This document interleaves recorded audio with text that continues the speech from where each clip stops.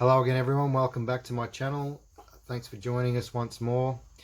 In my last video I discussed, we're talking about the Mazzaroth, of course, which is the most ancient form of the constellations, their meanings. It was handed down to Adam, given to Adam from, somebody was saying an angel Azazel and all this, and I don't know about that, but I do believe the part about Adam, it was given to Adam, and then Enoch knew about it, what the constellations truly meant, and the stars within each constellation.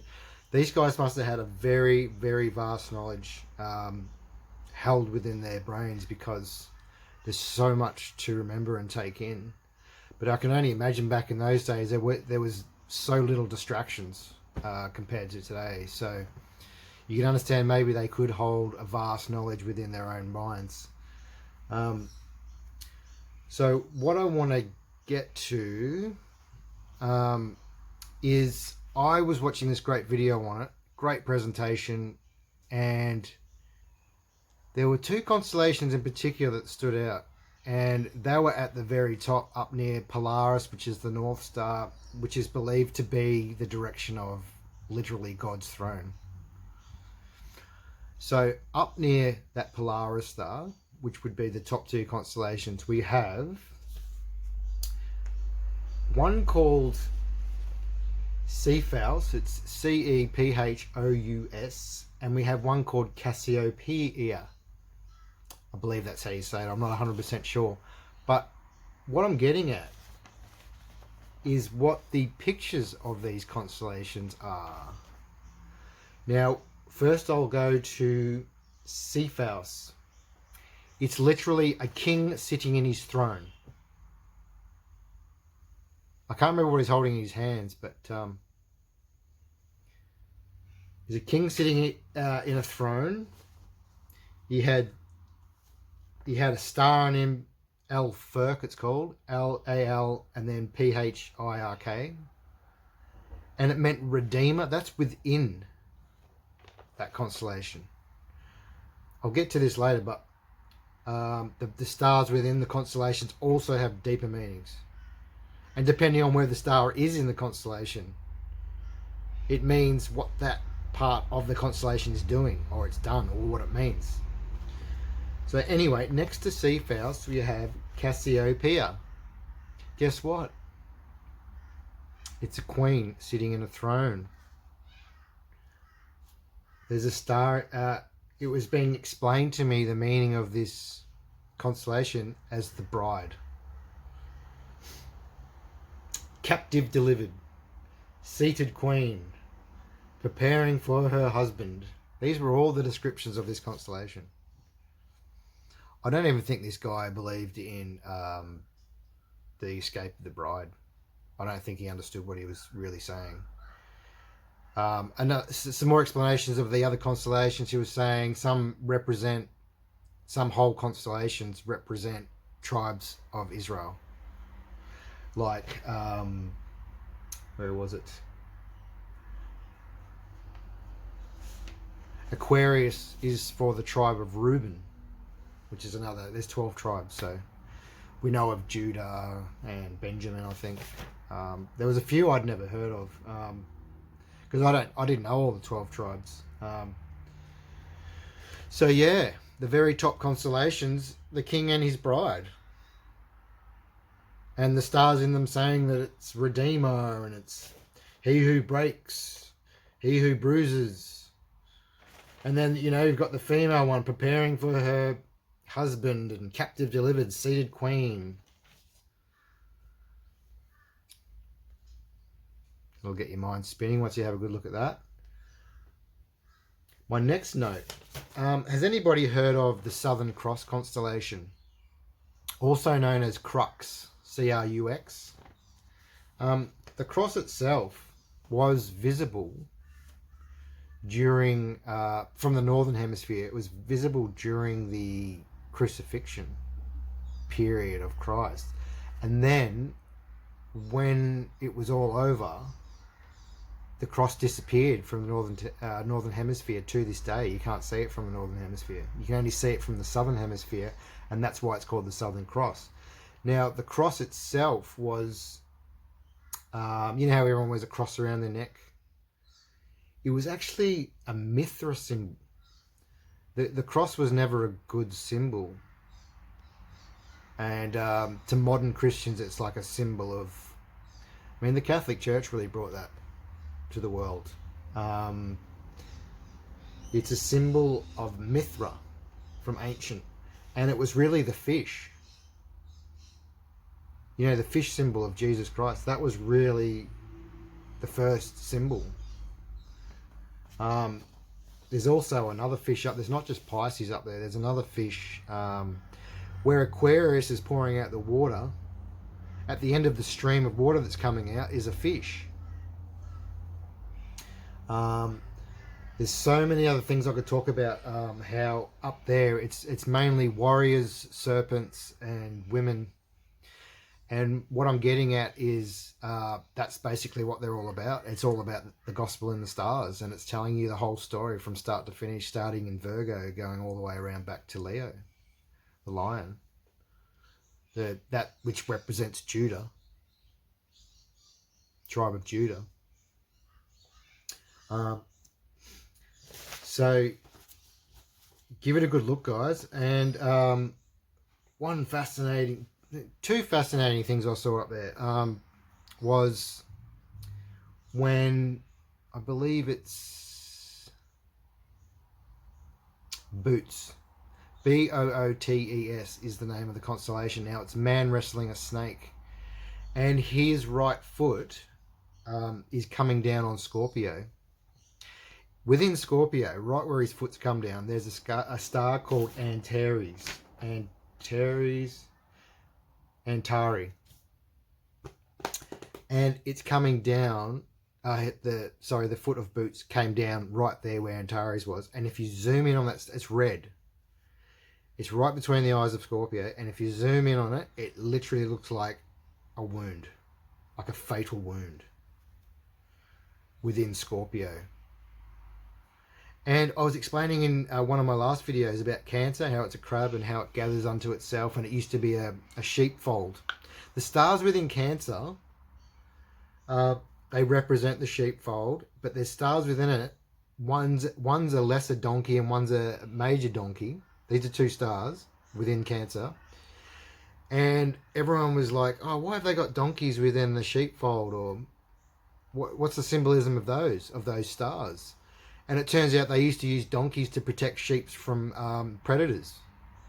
So it's literally a sheepfold with donkeys in there protecting the sheep, the herds of sheep in there.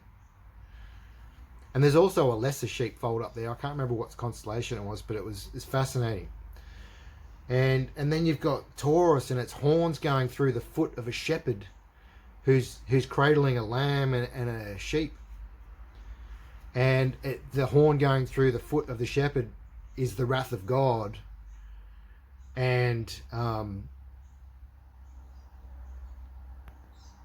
also within the eye of Taurus is Pleiades. And they call it the eye, they're talking about the return of Christ is like eyes of fire. And it also represents Christ in a way, in another dual sense. And it's saying that Taurus was a bull, and the bull that it represented from the time was a giant. There were these giant snow white oxens, but they're extinct now, and they were huge. They nearly compared them to an elephant. They were huge, right? And it describes how Christ is described in Revelation. You know, hair as white as snow and fiery eyes, and it's just absolutely... I could go on and on and on about what I was seeing. Have to get away from the Babylon. Get away.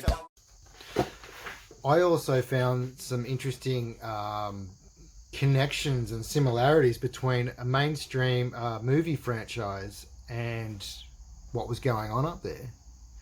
I think it was Capricorn, there was a star in the horn of Capricorn, and it was called Jedi. El Jedi. It sounds like Jedi from Star Wars. And he started saying how the description of it's in the book of Luke. And I was like...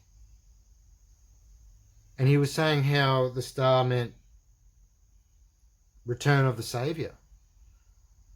And then he made a joke. He said return of the Jedi. He said it like... I can't remember exactly how he said it, but I was like, wow. I said Luke Skywalker. Luke. The book of Luke.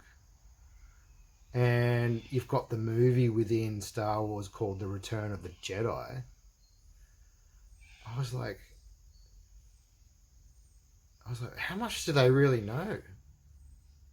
Hollywood. How much does Hollywood really know? And you look at all their, like, film name company, like their company names, and it's like Lionsgate, and there's always a mountain, or there's always stars, or there's always stars falling out of heaven at the start of movies. Have you ever noticed that? And I think the whole material world that's built around us and we're tempted with it means nothing to them. They have an end goal, and it's a spiritual battle.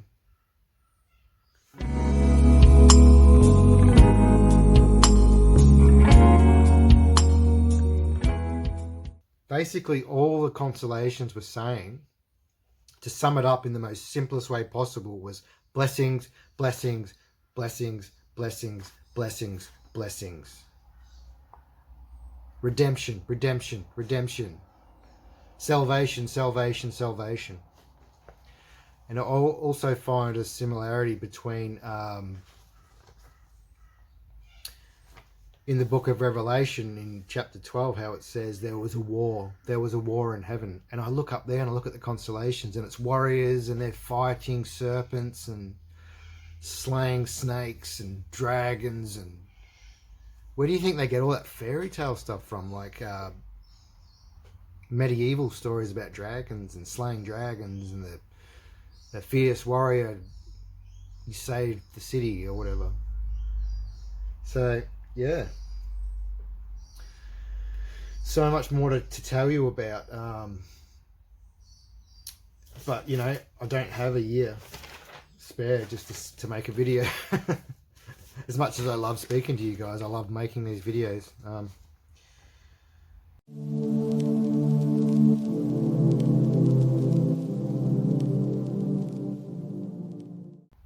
I'll tell you about one more constellation which I thought was amazing. It was called Perseus,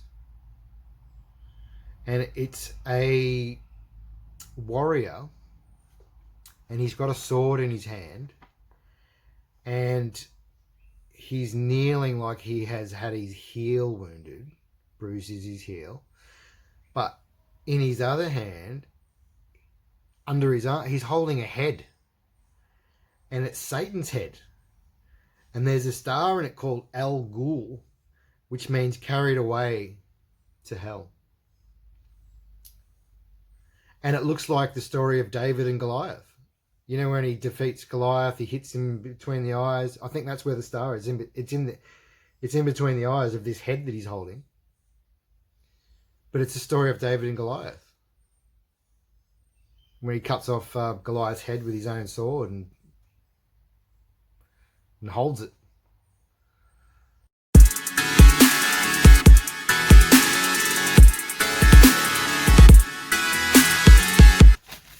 There was a fantastic video that was shared to me. It's not about the Bible. It's about, it was fantastic. It really summed up what's going on now. I'm not going to get into politics. I'm not going to get into... What I'm really talking about is the spirit behind it all. This lady she was very intelligent. I believe she worked in government finances. She knows a lot about the world economy.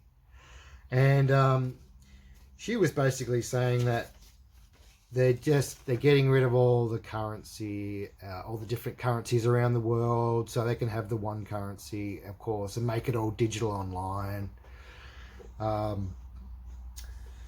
So I mean, we already sort of knew all this, but she just went into such much more detail that I couldn't help but write some things down. She was basically saying, you know, we've all got to be subdued, and they can't let you know that they're building the trap around you. You can't know that what they're doing while they're doing it, and so to speak. And I just call it like, it's a description of the snare. Because what's a snare? You're walking along, dum-de-dum-de-dum, bang. You didn't know it was there. And what I find behind a lot of these people, they're called truthers and stuff, and you know, they're all Republican and they all love Trump, but they all tend to say that it's our fault for letting it happen. Okay, now just for the record, I just want to make it clear to those people, it is not the general public's fault of what is being done to them. I've heard people say if they're stupid enough to go along with it, or if they're stupid enough to let it happen to them, or it's their fault, they deserve it. And I'm sick of hearing that.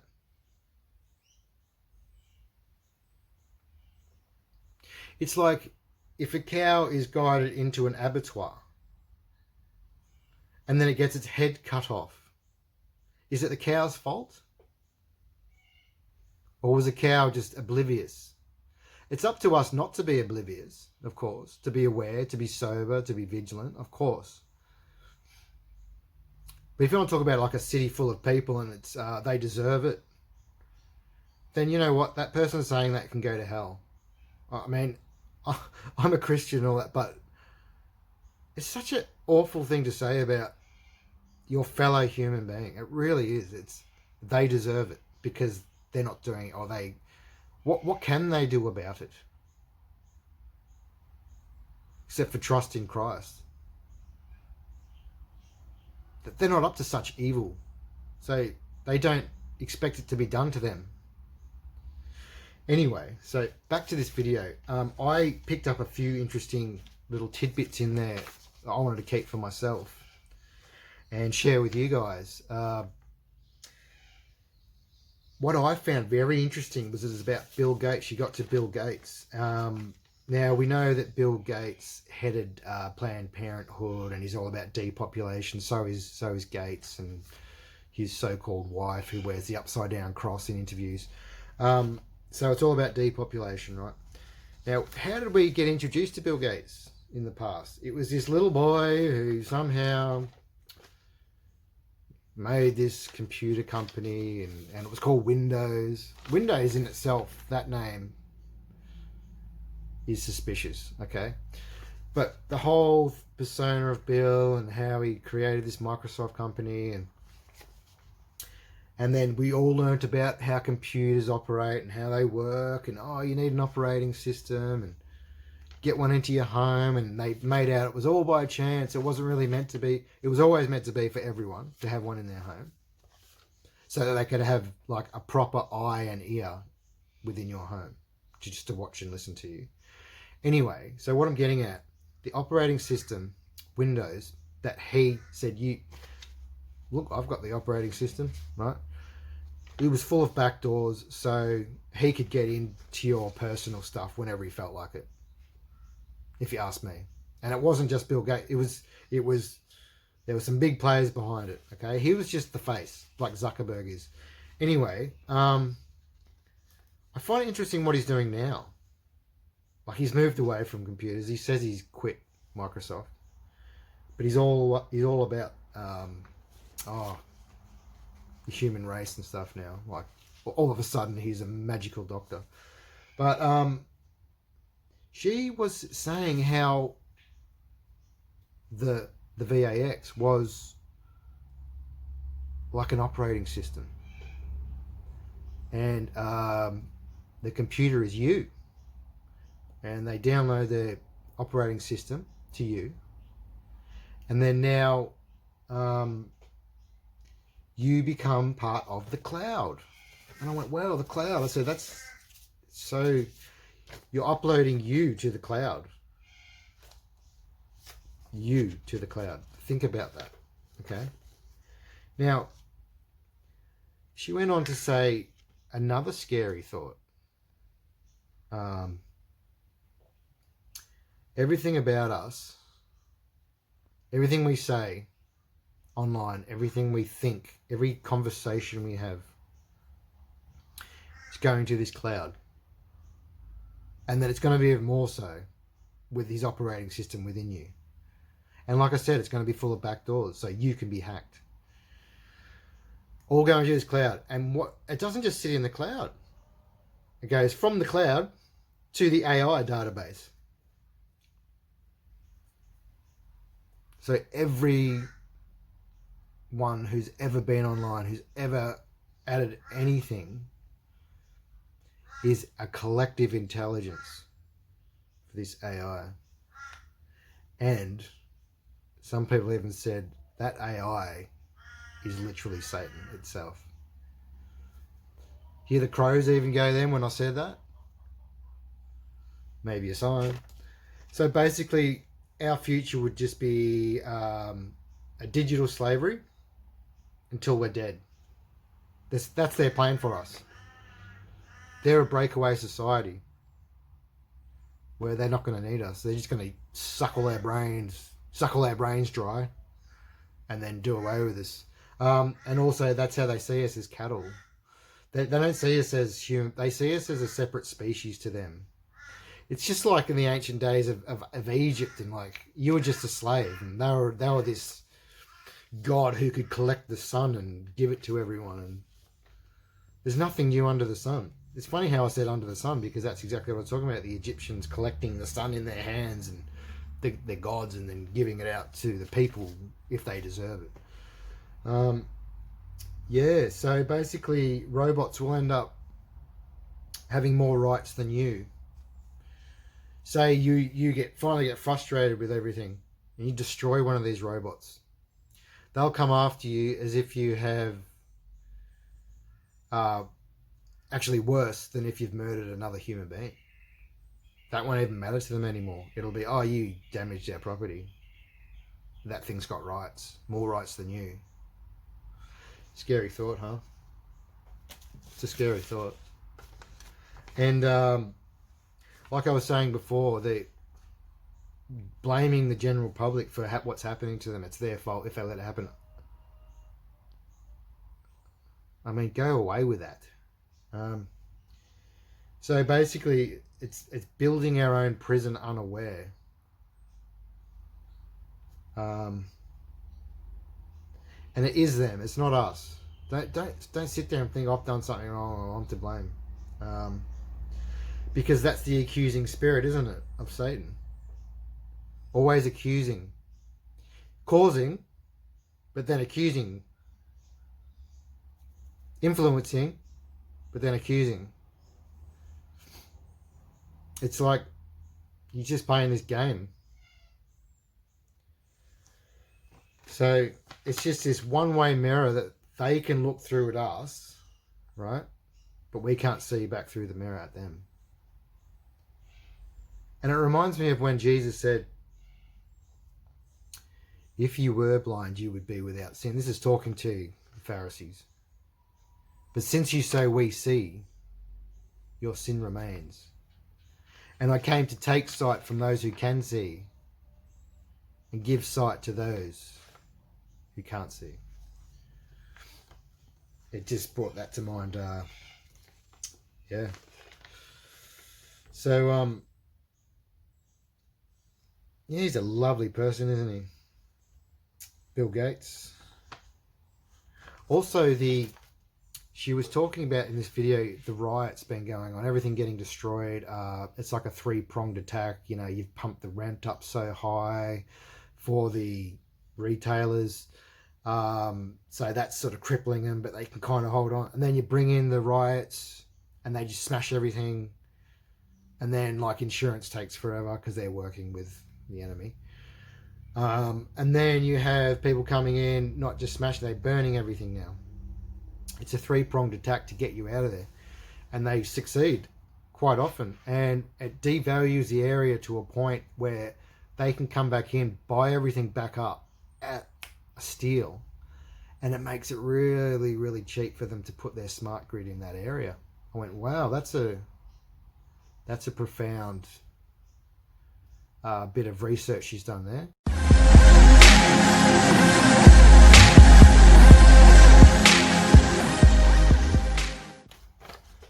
Tiberius. He was in charge of the Roman Empire at the time of Christ's crucifixion. Now, information on, like, they've got so much information on ancient Rome, but when it comes to this guy that was around, it's very elusive to find who's telling you the truth about this. But I've talked about how he had a census go out. And I haven't talked about, there was a time around Christ's crucifixion when he got covered in sores, and I'm not sure if it's the same time he created the census so everyone had to be locked down or after that, but he banned close human contact and he banned kissing mouth to mouth. It was social distancing and lockdowns and a census. So there were so many comparisons to his time around the crucifixion of Christ and our time right now. It was just staggering. It was staggering. It was like, wow, it's just happening all over again. And then, came the persecution and the, destroying of the Jewish temple in 70. I find some more interesting things in his numbers. Sometimes we hear people say numbers and they're talking about something to do with God or Christ. My ears prick up because Tiberius he died in 37 and he was 77. And it's just like 3777. And that's just got God all over it. They're God's numbers all over it. And apparently he came to Christ before he died. As wicked as he was a very wicked man. If you looked at him wrong, he lived in this island, Isle of Capri, and it was on huge cliff tops, this little palace he stayed in. And he would throw people off it, even if you didn't know what you did wrong. If you tried to figure out him in any way, shape or form, he'd have you just destroyed. This guy was a real piece of work, but he bowed to Christ in a way. It says every knee shall bow.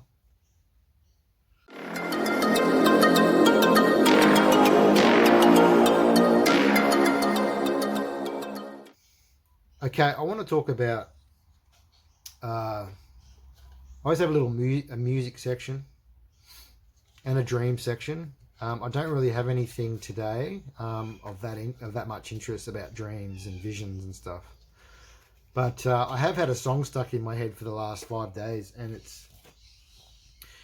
it's by a man I've mentioned before on here because I find him so interesting. It's his name's George Harrison. It's called "Here Comes the Sun," and it always reminds me of the return of Jesus Christ. It always does, because in the song it's like everything's dreary, and then here comes the sun, and he's saying it's all right, it's all right, it's all right, and it's like a celebration. When the sun returns. Give it a listen and tell me what you think. I promise there's no subliminal stuff in there. So yeah, it's a beautiful song, and I can just listen to it again and again and again, just like his other song, My Sweet Lord. Fantastic song. Also another song from that era, early 70s, a man named Mark Bolan, who was questionable, but he wrote this beautiful song at the start of his career, and it was called Cosmic Dancer, and it's just got these beautiful lyrics in it, and the tune is just so It's unique, and it's genuine and truthful and honest. And he's talking about how he danced out of the womb when he was born, and he danced himself into the tomb, and then he danced out of the tomb, and it just reminds me of Christ. And death was no thing, and birth was glorious, and he danced out of the womb into life. And yeah, beautiful song called Cosmic Dancer by a man named Mark Bolan, or you can say Cosmic Dancer by T-Rex. Give them a listen, see what you think. See if you felt the same thing as me. I thought beautiful songs, both of them.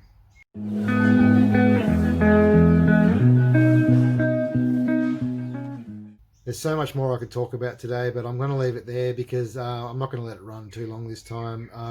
It's been great having you all back and listening and sharing your thoughts and comments. It's always welcome. Let's just keep our eyes looking up. I had a feeling we're still going to be here. Like I'm not on board with this. Like it's going to happen like tomorrow. I mean, it could. I've just always had a thought in the back of my mind that we're meant to see what's going to happen with Trump and the election, and it's almost as if God's in the back of my mind. He's been saying, "Don't you want to see the show? Don't you see? Don't you want to see what I'm going to do? Don't you want to see the fireworks, so to speak? Not the Great Tribulation, but the lead up to it. There's something he wants to show us, so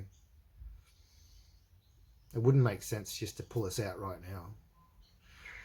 Anyway, guys, it's been great having you again. I will see you next time. Stay safe. God bless. And I'll see you soon.